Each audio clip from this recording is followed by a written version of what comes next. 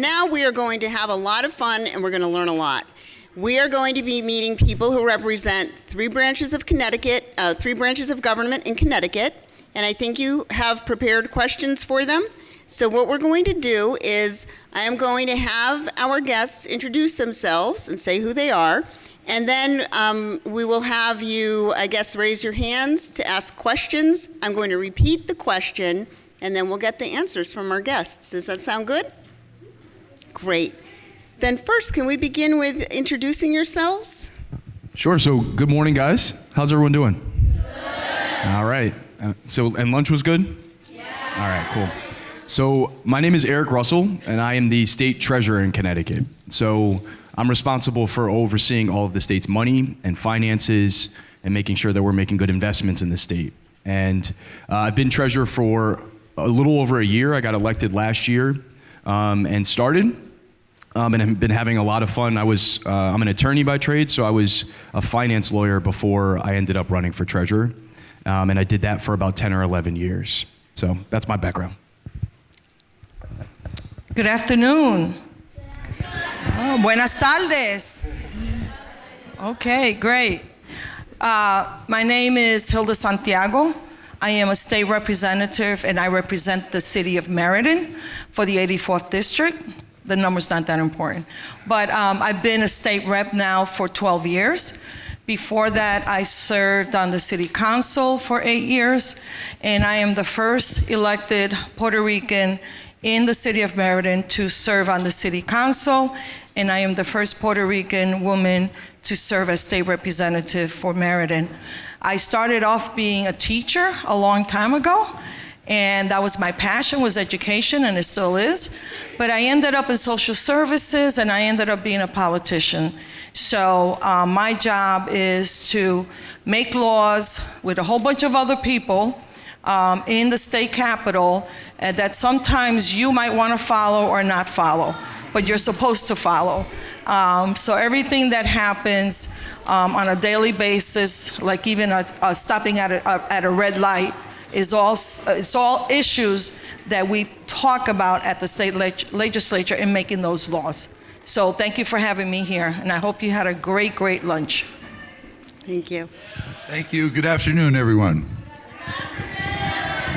Thanks for having me here today. My name is Dennis Evely, and I currently sit as a judge in the appellate court. I was on the Supreme Court for 7.5 years until I hit the mandatory retirement age, which is 70. I hear appellate court appeals now, and I also help out in the trial court doing various pre-trials. I've been a judge over 25 years, and I was a practicing lawyer before then, which now makes me over 50 years as a lawyer. So I look forward to any of your questions today, and thanks for coming, and thanks for preparing the questions.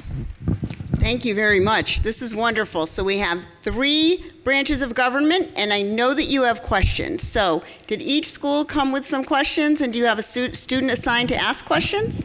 All right. Let's go with, do you want to pick out your first students to do it?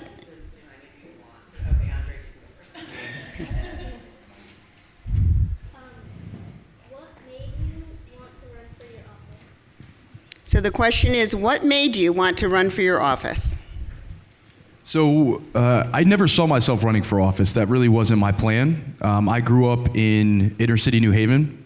My parents moved to Connecticut with very little resources. We grew up in a tough neighborhood.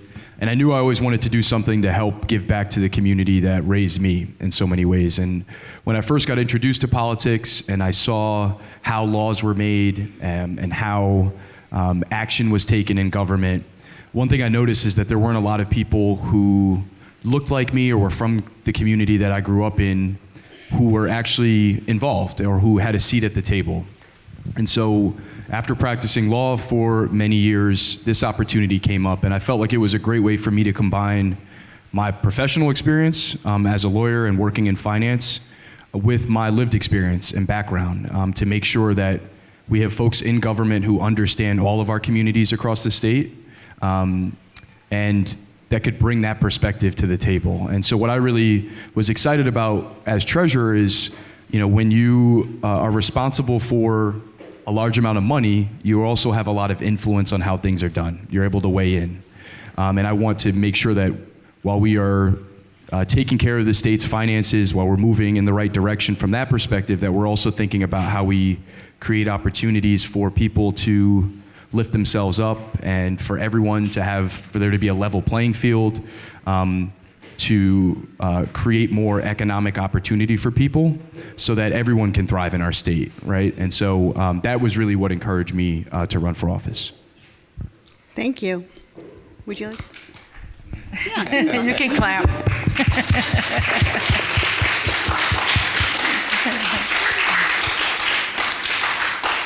Thank you. That's a very important question, because sometimes a lot of us politicians don't start off wanting to be a politician. I started first as a teacher, then I went into social services, and then I started to help a lot of people in the community. And then I started to realize that a lot of the decisions that I wanted changed couldn't be changed. So I wanted to have that voice at the table, not only as a woman, but as a person of color, because the people that were making those decisions at the state level in the legislature didn't look like me. And I wanted to have a voice for those people those folks in my community that didn't have that voice, that all they're worried about is, as working families, they're worried about putting food on the table, having a roof over their head, sending their kids to school, doing all the right things, and sometimes laws are made that are not right, and some of them are good. There's a lot of good laws. But being at the state capitol as a state representative gives me that chance to hear from my community and hear about those ideas that kids, parents, other people in the community might want changed. So I can bring those ideas to the Capitol and change laws in order to make people happier, make it easier to live in the state of Connecticut, and have that voice again at the table. Thank you.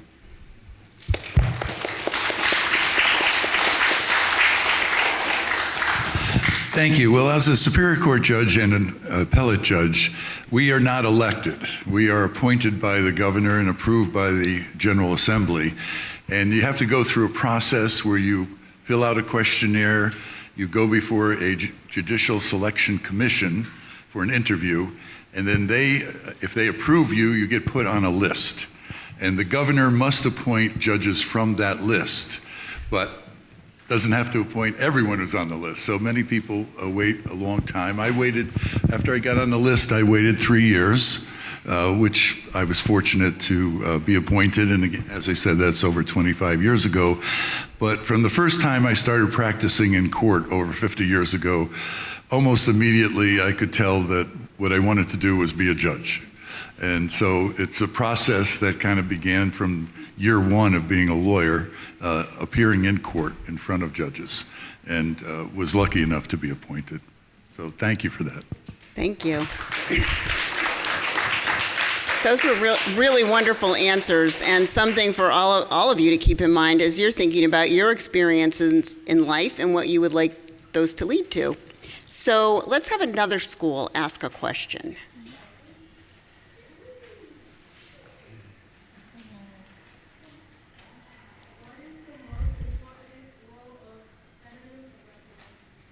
What is the most important role of senator and representative?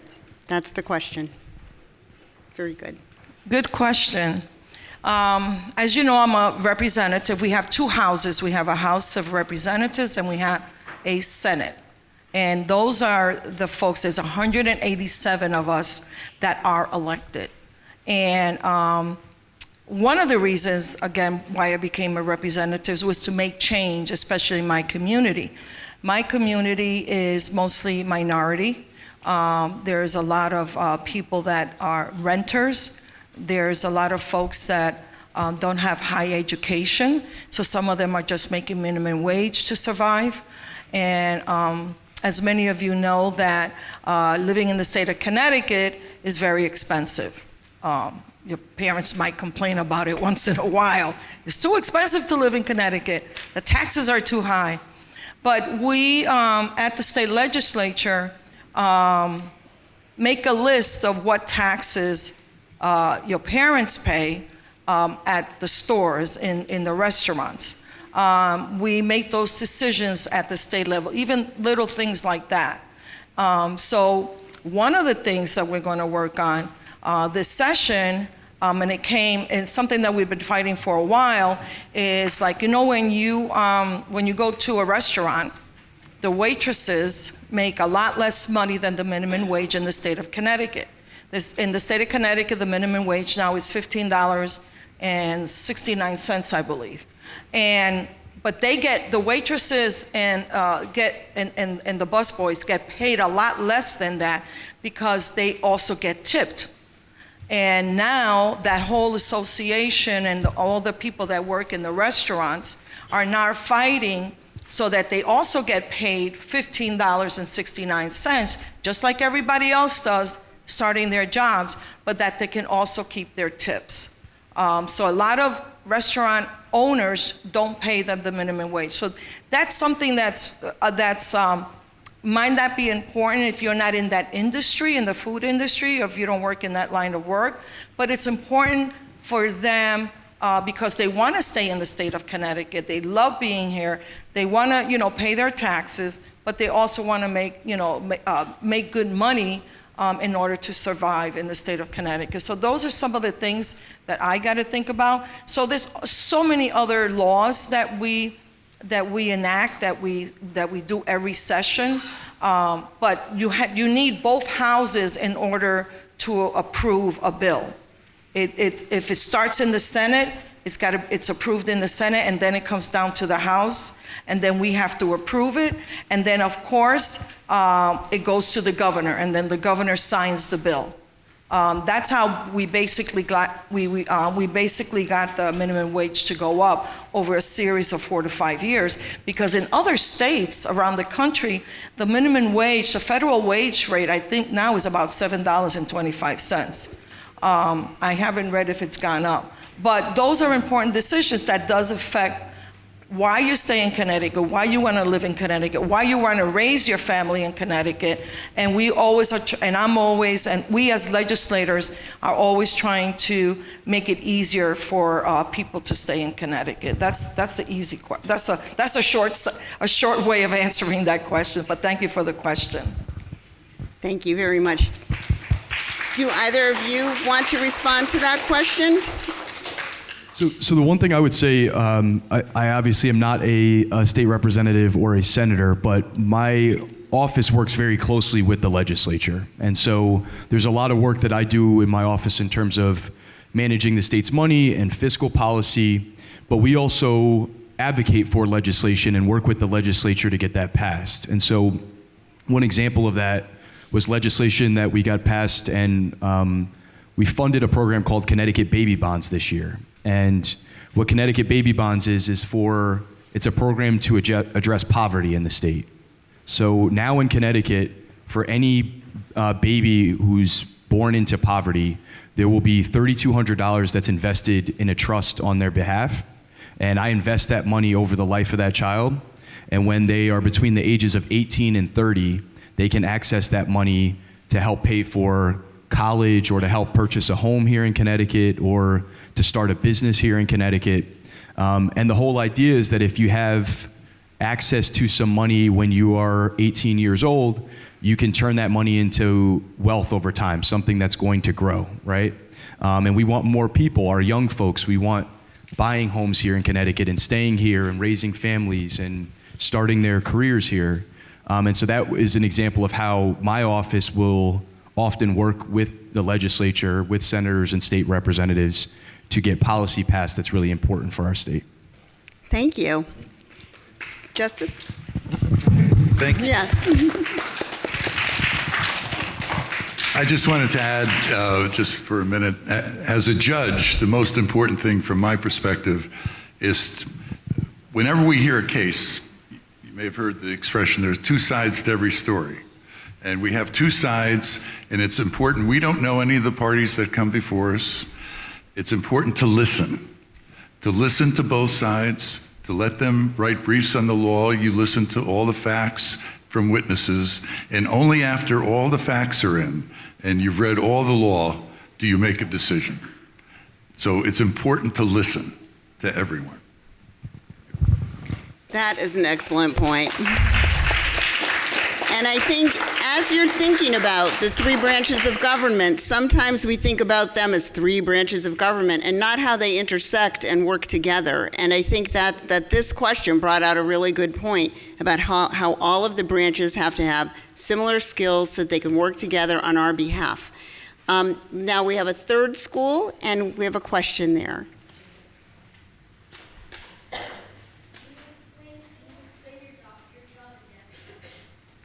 Could you say that again, please? Can you explain your job in depth? Can you? Sure. So I'll try to keep you all awake while I talk about what we do in the treasurer's office. It's a pretty broad office. One, I'm responsible for managing all of the state's pension investments. And so our pensions are, if you have a parent who works for the state of Connecticut, or if you have a parent who is a teacher, obviously your teachers here, they pay into the state's retirement plan. And I invest that money to make sure that when they are ready to retire, they have money there that they can live off of in their retirement.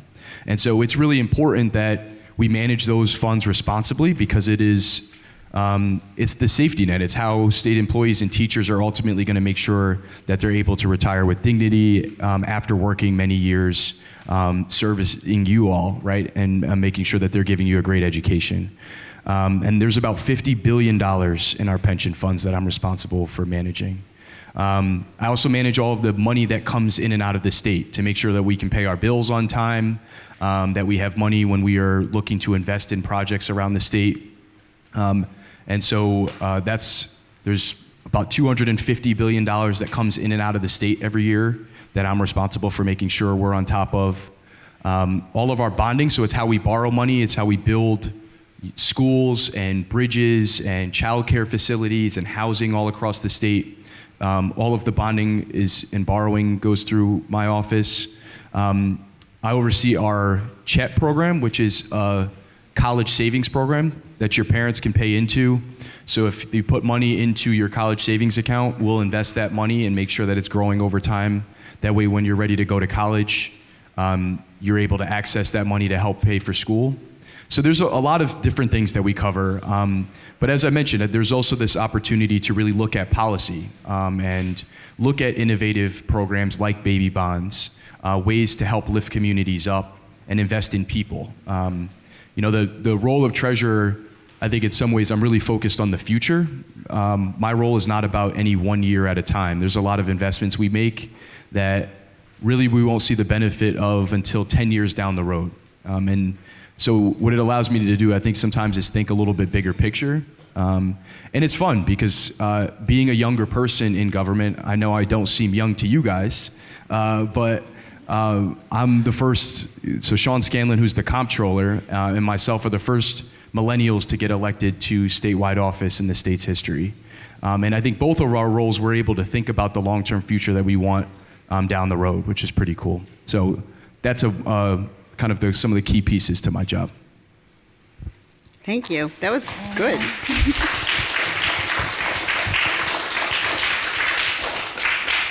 That's a great question.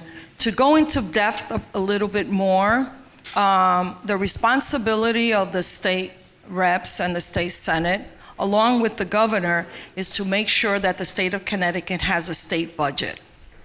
And that means that our budgets are enacted or done every 2 years. So last year, we started our budget process in January until June. And then this year, we're in our second year of the session. And we start in a couple of weeks to have session, and then we're done in May. So what we do is, in the second session, is to fix the budget from the first year. But it's important that you understand that the state of Connecticut needs a state budget. That's how your schools get funded, your hospitals, your cities, your roads, the police department, the fire department, the hospitals, healthcare. That's where, and the nonprofits that do a lot of the work in your community also get funding from this budget. So when we got the budget last year, it was probably about this thick. And by the time we're finished, it's maybe about that thick. So the governor proposes a budget every year. He's ready to propose a budget in February. We start February 8th. And I think it's the 8th, it's a Wednesday. It's the first Wednesday of the month. He proposes a budget, and then the legislature, us, the Senate, and the representatives look at that budget and will say, okay, this is important, this is important, this is not important. So that's why you have representatives from your towns that will fight in the legislature to keep the funding going in your cities, in your schools, in your hospitals, in the judicial system, because we have to fund his salary too. So his salary also goes in there. So we fund, that's what makes the state of Connecticut run. If we don't pass a budget, there was 1 year since I've been there in the 12 years it was like 2 terms ago, we have to approve a budget by the first week in June, just like some of your cities do. So that everything starts July 1st of that year.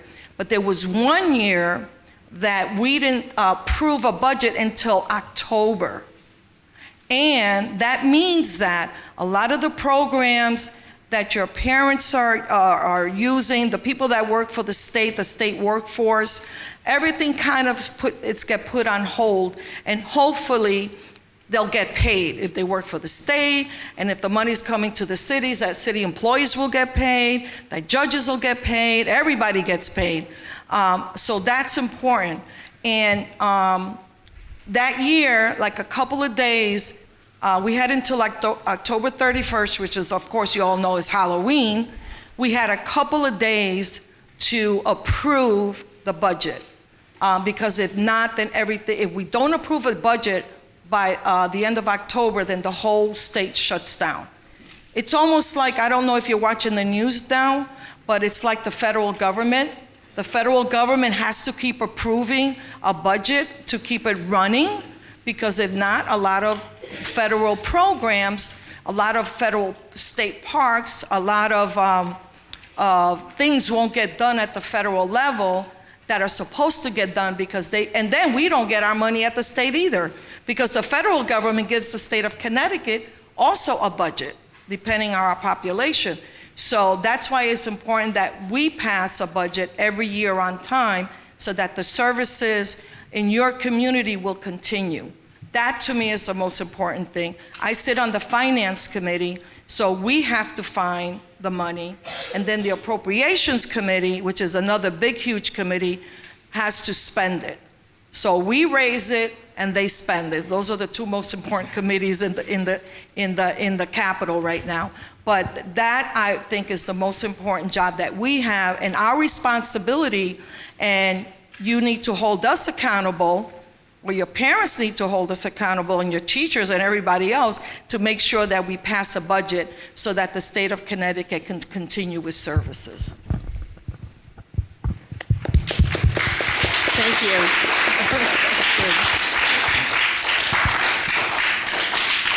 Essentially, the key element of the job I have is to, right now sitting on the appellate court, previously on the Supreme Court, was to review claimed errors that were made at the trial level.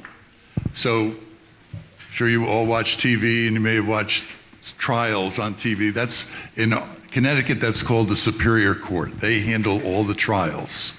From there, it's the right of any losing party to appeal their decision to the appellate court or perhaps the Supreme Court. But more often than not, it initially goes to the appellate court.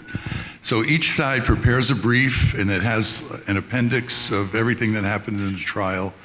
And then we have to decide whether or not an error was made such that the case has to go back for a new trial.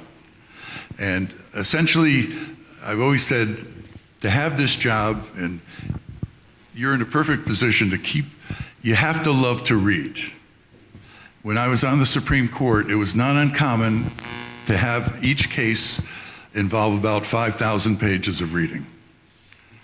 So it was day in, day out, reading from morning till night. You had to love to read, and that's still the way. It's not quite as many pages in the appellate court, but you love to read and make a decision sometimes on things that have not been previously decided. It's almost like a puzzle, and you're trying to solve the puzzle.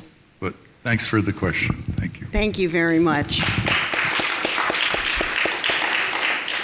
Well, we have actually come to the end of this session, so you guys are going to move on to do something else, but I really want to thank our guests here for giving us this in-depth look at what they do in each branch of government. So let's say thank you, and then you can go with your leaders to the next activity. Thank you so much.